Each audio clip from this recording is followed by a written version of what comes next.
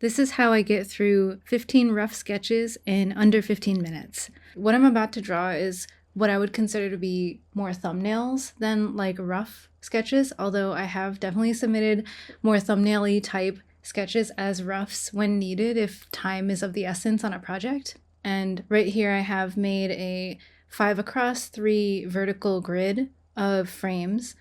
And I just find that psychologically when I'm looking at an entire grid of all of the frames I'm meant to sketch, my mind is just able to approach the entire sequence as like one drawing, as opposed to going frame by frame if I had each frame separated and was drawing them one by one without seeing them in sequence with each other. Say, for example, I'm working on one frame at a time. I have one document per frame, and I'm not seeing the other frames in sequence. It can be really tempting to add more detail than necessary and to get too precious with the drawing because I don't have that constant reminder of how much more I need to do that's just sitting right in front of me.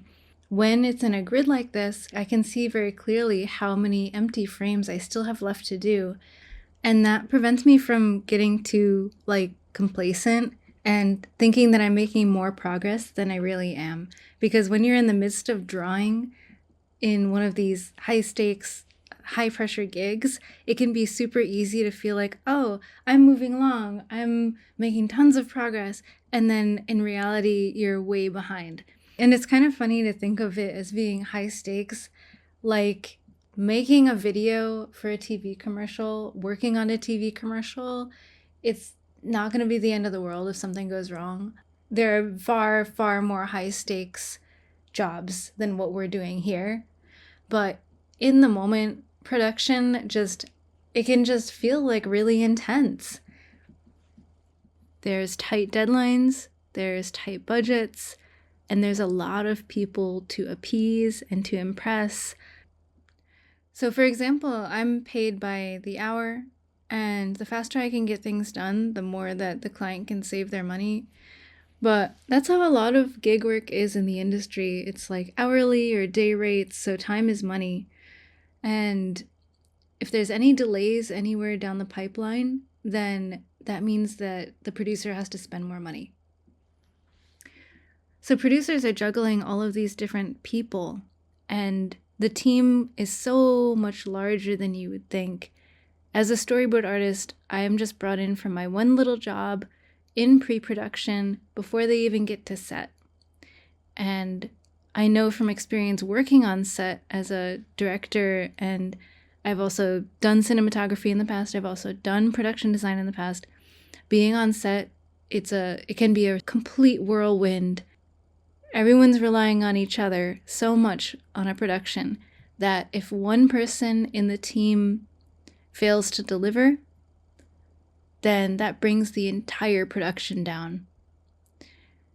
And so there's the pressure of wanting to do a good job as an artist, and then there's the pressure of not wanting to let the team down. I feel like a lot of artists are like this, in that we're so focused on just making the client happy. Like, we want to do a good job. We want our art to be good. And unfortunately, storyboarding is one of those jobs where good doesn't matter as much, as weird as that is to say.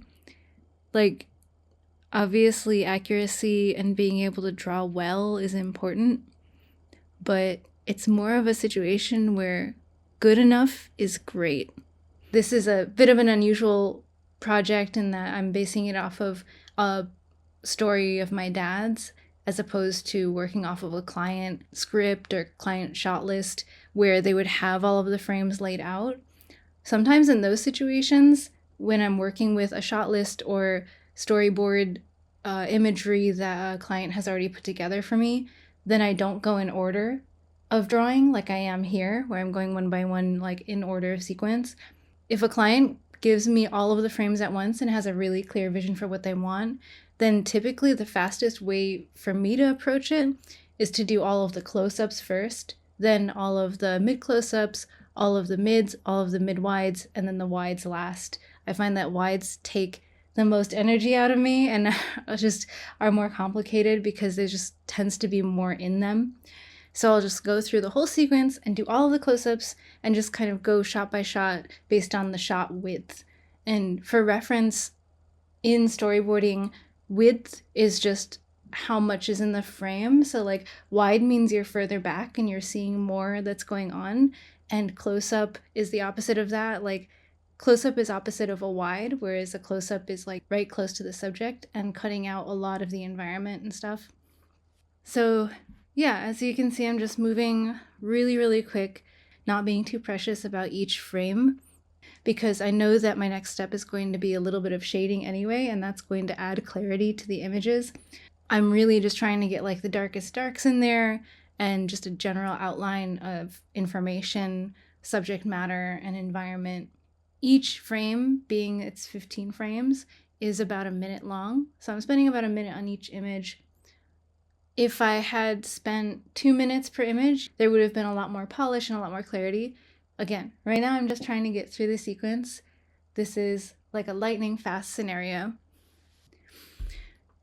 And now here we're about to go the final stretch. Again, this is a bit of an unusual situation in that I'm directing essentially as well as boarding.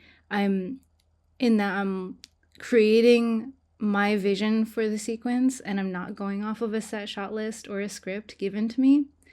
This series of shots, this sequence, is based on a story my dad was telling me on Thanksgiving, where he and my mom were on their way to my dad's mom's house for Thanksgiving dinner, but it was super, super snowy that day and they got totally snowed in and they had to make do with getting takeout and eating turkey sub sandwiches at home for Thanksgiving. And that was their first Thanksgiving together as a family, as a married couple. He and my mom have been married for 53 years. Knowing my dad and knowing my family history over the years, it's been very much like rolling with the punches and hasn't always been easy. There's something like really bittersweet about that story that I just think it exemplifies the entirety of my parents' relationship. You can see here, now I'm making a new layer. This is going to be my first layer of shading. I'm going to approach this in a very simple way. I have a very soft, fluffy brush. It has a little bit of texture to it because I like all of my brushes to have just a little bit of texture. I find that having textured brushes gives more life into the images.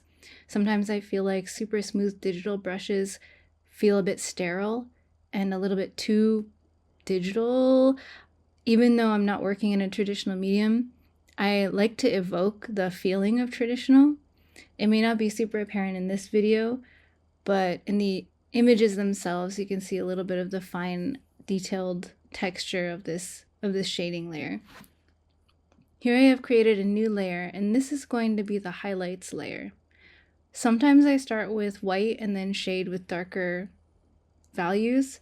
Other times I start with a gray, like I did here, and I use whites on top of the gray to create shapes and forms. There's a painter named Caravaggio who really, really popularized this technique. He would start with very, very dark backgrounds and then use lighter colors to pull the subject dramatically out from the shadows. So here on the layer that I've made that's going to be the highlight, the first highlight layer anyway, I ended up doing two. I'm just going through with the selection tool and I'm selecting the areas where I'm planning to put the lights. Once I've selected my shapes that I plan to be the highlights for this layer, I'm going to make a mask and then I'm going to use the soft brush tool again within the confines of that mask to add gradation to start bringing forth the forms.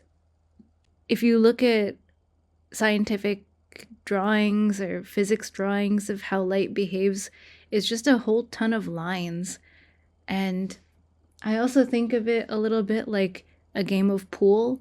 Like if you play pool, I know that this seems like it's coming out of left field, But if you're playing a game pool, you hit the cue ball and it goes crashing into one direction. And then it will hit another ball, or it'll hit the side of the pool table and it'll go bouncing some other direction. But it's all these straight lines. Whatever angle a cue ball hits another surface determines where it goes next. And that's how light works. You have your main source of light, whatever that may be, if it's a sun or like artificial light, and all the little beams of light that come from that source hit other surfaces in the space, and then depending on what angle the light hits those surfaces determines the trajectory of where that light beam goes next. See, I made a mask, and you can see in the little bitty tiny thumbnail in the layers panel what shapes I pulled out using the selection tool alone. So now I'm going onto the layer itself that's been masked, and with a soft brush I'm just adding in my whites. And I'm doing this because I want there to be some gradients in some areas. So this is a really quick way for me to go through. You might wonder why approaching the whole grid as one picture, just go through super fast and lay in the lights, lay in the general shapes of lights. And you can see that doing this is starting to give more definition to the images, and it's starting to carve out clearer images with more information that tells the story a little bit better. You might wonder why I didn't just do a fill of the white. By using a soft brush that has texture and laying in gradients, it's just a really quick way to give a lot of complexity to these highlights very quickly, and it makes the image feel more finished.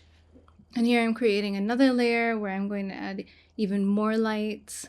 This time I'm using a brush and I'm using the smudge tool. So the smudge tool that I use is also textured because I want everything to have just the finest little bit of texture. That's not like a big rule that everyone needs to follow. That's just my personal technique. Laying in lights in the background and then going in with a smudge tool to create a soft gradient in the background of that extreme wide house forest scene.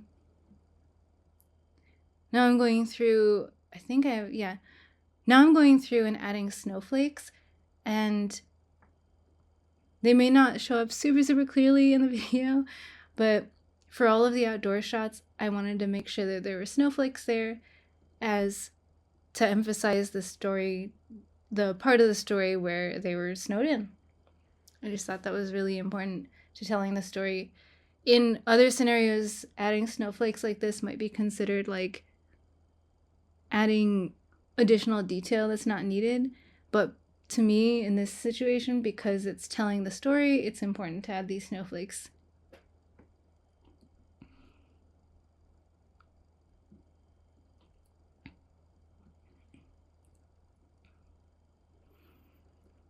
Then I'm going and adding some additional highlights.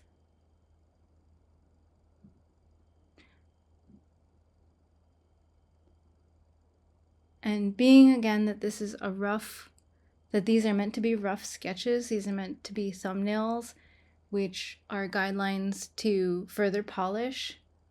You want to start out with rougher sketches because most of the storyboarding process tends to be revisions. Like, I would say that a majority of the job as a storyboard artist is just about being patient with client notes and being agile and versatile when it comes to changing your drawings and not being precious about it. Because at the end of the day, we're trying to, like, in a typical gig, like, we're trying to convey the client's vision, and it sometimes takes a back and forth to get that onto the page. Okay, so we are at 14 minutes 30 seconds. This is my standard approach when I'm trying to speed through thumbnails. I think the principle of keeping in mind the big picture and not getting caught up in the details is something that any artist can use, any creative can use and apply to practically any project. And my cat is deciding to freak out in the background, so I'm gonna go.